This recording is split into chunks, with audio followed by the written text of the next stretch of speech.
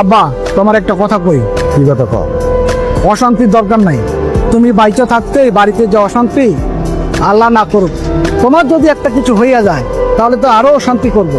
তাই আমি কই কি, জায়গা জমি যা আছে তা দুই ভাইয়ের লগে ভাগ করে দাও। হ্যাঁ, তুই কথা খারাপ করছ নাই। এই দুলাল, আমি কই কি, আমি বাইচা থাকতে আমার যে বিষয় সম্পত্তি আছে তো দুই ভাইয়ের মধ্যে সমানভাবে ভাগ করে দিই, কারণ আমি মরে গেলে তো অশান্তি সৃষ্টি হতে পারে। তোমাকে সিদ্ধান্ত তো তোমরা নিয়ে নিছো, ঠিক আছে, তোমরা যেটা ভালো মনে করো, এখানে আমার কিছু করার নাই। আচ্ছা, এক কাম কর, আমার যে অর্ধেক সম্পত্তি এক জায়গায় বন্ধ রাখা আছে, এইগুলো ছাড়াইতে হবে। সেটা ছাড়াইতে গেলে কমপক্ষে 5 লাখ টাকা লাগবে। আব্বা, তুমি জমি বন্ধক রাখছো মানে? তোমার আমি মাসে মাসে টাকা পাঠাইছি না? দেখ দুলাল, আমি তোর এত কিছু দেব না। আমি তোরা কইছি ওই বন্ধকের জমি ছাড়াবি, এরে ফাইনাল কথা। ঠিক আছে, মানলাম। জমি যদি দুই ভাইয়ের মধ্যে সমান সমান ভাগ হয় তাহলে জমির বন্ধক ছাড়া আনতে যে টাকা লাগবে সেটাও দুই ভাই সমান সমান দিব। আমি কেন একলা একলা টাকা দিব? আরে তুই যে এটা বোকা, ও একটা বেকার পোলা, ও এত টাকা দেবো করছি না, সব টাকা তোর দিতে হবে। হবে, তাহলে এই টাকা আমার একলা দিতে হইব? দেখ দুলাল, আমি যেটা করছি ওই দিয়ে দেবো। ঠিক আছে আব্বা, তাহলে তোমার কথাই রইল। আব্বা, তোমার একটা কথা কই। তুমি আমার কাছে গাও, ঠিক আছে, আমি বেকার মানুষ, তাই আমি ভাবছি তুমি যা খাইবা মাস শেষে তার হিসাব দিমু, তুমি সেই টাকাটা আমার দিয়ে দিবা, নইলে আবার তোমার বৌমা রাগ করবো। এই যে তুই কি করতেছিস? হ্যাঁ, এটাই কইতেছি, তোমার পোষাইলে খাবা, না পোষাইলে খাবা না। আমার ছোট বলে এটা কি করে গেল? ওর জন্য আমি এত কিছু করতেছি, ও তো আমার বিপদে ফেলা হয়ে গেল। আমি কি কোনো ভুল করতেছি? বৌমা, তুমি আমাকে মাফ করে দিও। হ্যাঁ আব্বা, এটা আপনি কি কইতেছেন?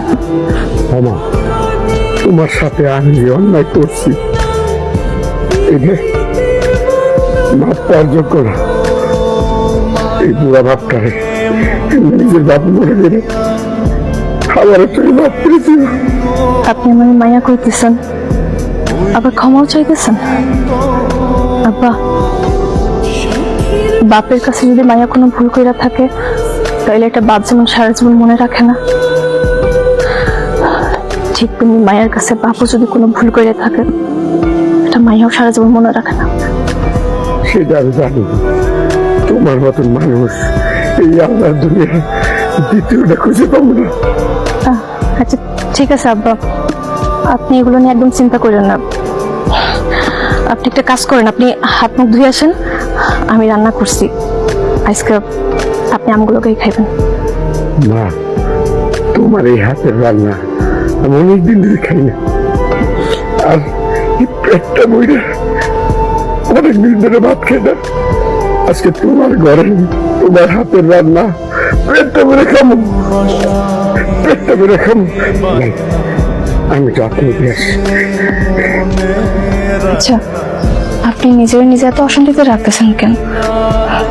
কত কিছু হইব জীবনে, নিজে এত শক্ত হইতে হবো, তাই না?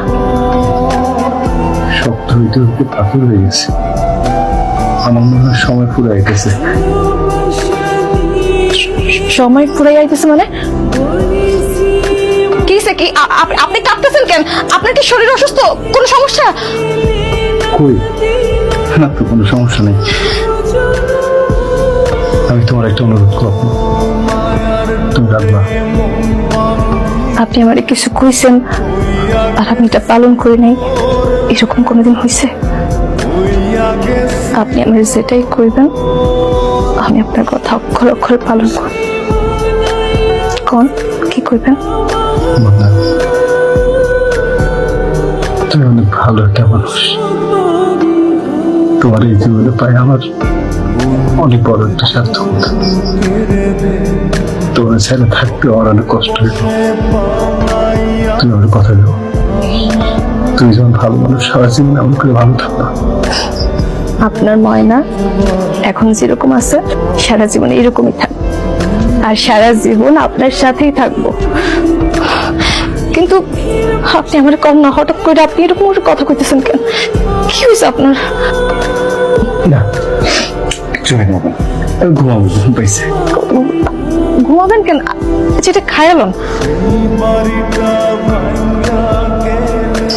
আব্বা তোমরা যাই না খুশি হইবা যে আমার স্থাবর অস্থাবর তোমার নামে লিখে দিয়ে গেলাম, আর আমার প্রবাস জীবনের সম্পূর্ণ সঞ্চয় আমার ছোট ভাইয়ের নামে দিয়ে গেলাম।